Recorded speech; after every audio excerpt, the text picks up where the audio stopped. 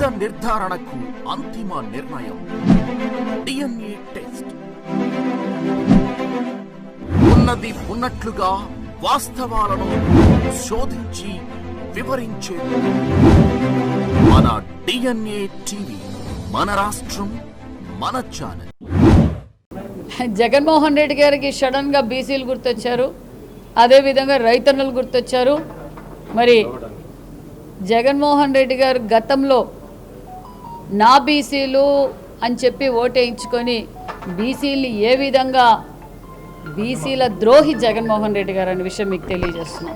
ఎందుకంటే గత 5 సంవత్సరాలుగా ఒక పక్క బీసీ బిడ్డలు ఏ విధంగా నష్టపోయారో, బీసీలు ఏ విధంగా నష్టపోయారో, మరి బీసీ నాయకులు మాలాంటి మహిళలపైన కావచ్చు, మరి అచ్చన్న గారి మీద కావచ్చు, అయ్యన్న గారి మీద కావచ్చు, మరి అదే విధంగా కొల్లు రవీంద్ర గారి మీద, అలాంటి ఎంతోమంది బీసీలపైన అక్రమ కేసులు పెట్టారు. అమర్నాథ్ గౌడ్ ఒక చిన్న బిడ్డ అక్కను వేధిస్తున్నారని ప్రశ్నించినందుకు అమర్నాథ్ గౌడ్ని పెట్రోల్ పోసి అంటించారు. చంద్రయ్యని నువ్వు జై జగనను నిన్ను వదిలేస్తాం, జై తెలుగుదేశం అంటే నిన్ను చంపుతాము అంటే ఎంత దారుణంగా చంపారో బీసీలందరికీ తెలుసు.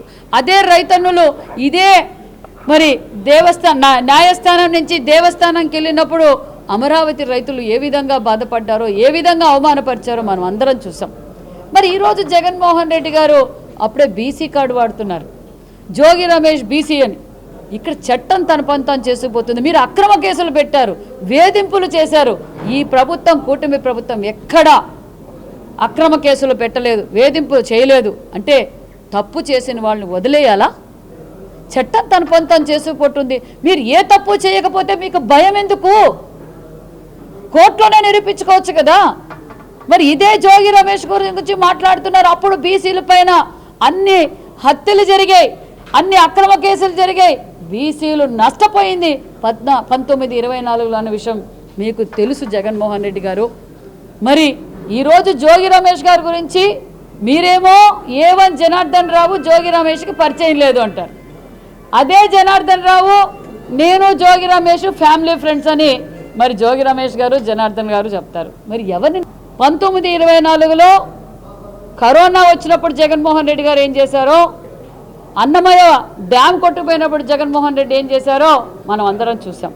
మరి మన కూటమి ప్రభుత్వం వచ్చిన తర్వాత ఇదే విజయవాడకు వరదలు వచ్చినప్పుడు కలెక్టరేట్లోనే ముఖ్యమంత్రి చంద్రబాబు నాయుడు గారు, గ్రూప్ ఆఫ్ మినిస్టర్స్, ఒక పక్క డిప్యూటీ సీఎం గారు అధికారులు ఎప్పుడప్పుడు వాళ్ళకి దశా నిర్దేశిస్తూ మమ్మల్ని అందరినీ దశా నిర్దేశిస్తూ మరి ప్రజలకు ఎలాంటి ఇబ్బందులు లేకుండా మేము గతంలో చేస్తాం. ఇప్పుడు వచ్చిన తుఫాన్, ఇంత పెద్ద తుఫాన్ వచ్చి నాగడ ఎక్కడే కానీ ప్రాణ నష్టం జరగకూడదు, పంట నష్టం జరగకూడదని తగు జాగ్రత్తలు తీసుకొని ఒక పక్క మరి స్వయాన ముఖ్యమంత్రి గారు నారా లోకేష్ బాబు గారు, డిప్యూటీ సీఎం గారు అందరూ ఎప్పటికప్పుడు 175 నియోజకవర్గాల్లో ఎమ్మెల్యేలు ఎంపీలు అందరినీ అలర్ట్ చేసి ఎక్కడికక్కడ మేము జాగ్రత్తలు తీసుకున్నాం. ఈరోజు జగన్మోహన్ రెడ్డి గారు వచ్చి మాట్లాడతారు. మరి గతంలో రైతన్నలకు ఏం చేశారు జగన్మోహన్ రెడ్డి గారు? మీరు పెట్టిపోయిన బాకీలు మేము అధికారంలోకి వచ్చాక చెల్లించాం. ఈరోజు పంట కొనుగోలు చేసి 48 గంటల లోపల వాళ్ళ అకౌంట్లకు డబ్బులు జమ చేస్తున్నాం. ఈరోజు మీరు మామిడికి కావచ్చు, కోకోకి కావచ్చు, మేమంతా ఇచ్చిన తర్వాత మేము అన్ని రైతన్నులు బాగా చేదోడు వాదోడుగా ఉండి వాళ్ళకి కావాల్సిన అన్నీ చేసిన తర్వాత మీరు వెళ్ళి నిరసనలు పెడుతూ మీ కార్యకర్తల్ని కారు కింద తొక్కించుకుంటూ పోయారు. మీరు మానవత్వం లేనివారు.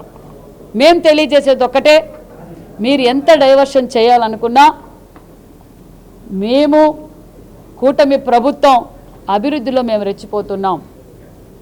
ఎప్పటికప్పుడు ప్రజలకు ఎలాంటి ఇబ్బంది కలగకుండా ముఖ్యమంత్రి గారు, డిప్యూటీ సీఎం గారు మేమందరం పనిచేస్తున్నామన్న విషయం ప్రజలకు సంపూర్ణమైన నమ్మకం ఉందన్న విషయం కూడా తెలియజేస్తూ, ఇది బడుగిన వర్గాల ప్రభుత్వం, వాళ్ళ అభివృద్ధి కోసం అహర్నిశలు కష్టపడే ప్రభుత్వం అనే విషయం తెలియజేస్తూ, మరి మీరు తరిమేసిన పరిశ్రమలు మళ్ళీ మేము పరిశ్రమలు తీసుకొస్తున్నాం, ఉపాధి సృష్టిస్తున్నాం, సంపద సృష్టిస్తున్నాం, సంక్షేమ పథకాలు ఇస్తున్న ప్రభుత్వం కూటమి ప్రభుత్వం అనే విషయం కూడా తెలియజేస్తుంది.